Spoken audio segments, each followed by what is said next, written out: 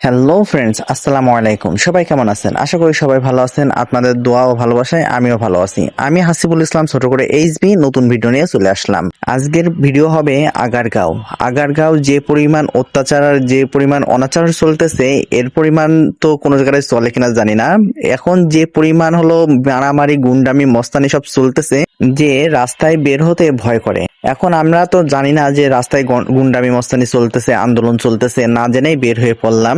বের হয়েতে যে বিপদে পড়ছি আজকে বলে বোঝাতে পারবো না যে কতটা বিপদে পড়ছি আজকে। মোবাইলেই ভ্যাট বাড়াইছে, এই নিয়ে অনেক বড় এক আন্দোলন শুরু হয়ে গিয়েছে।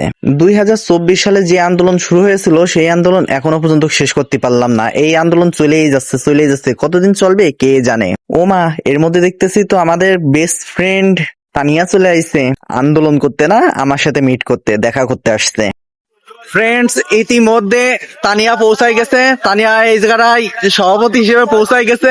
একদম মিছা কথা, একদম মিছা কথা। ইতিমধ্যে তানিয়াও পৌঁছায় গেছে। এই হলো তানিয়া। ভাই ভাই হইতে চাইতেছে, বিশ্বাস করেন আমি এর মধ্যে নাই।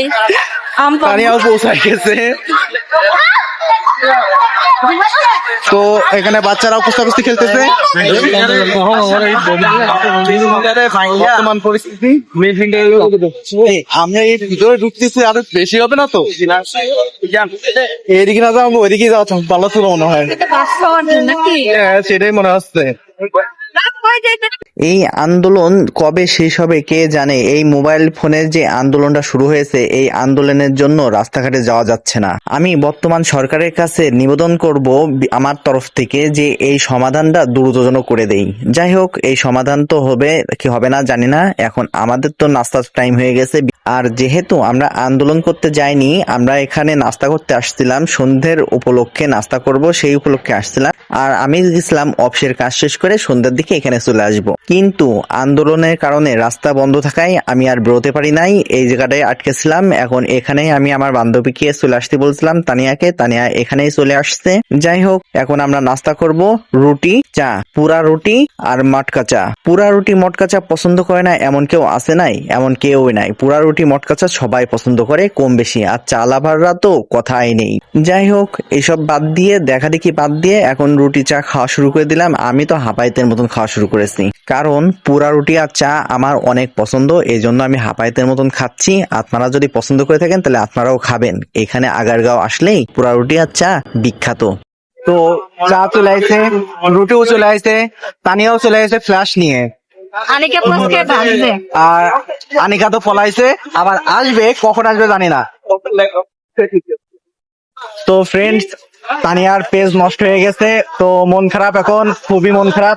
সেই মন খারাপ উপলক্ষে চা রুটি খাতে চলে আইছে। এই মন খারাপ উপলক্ষে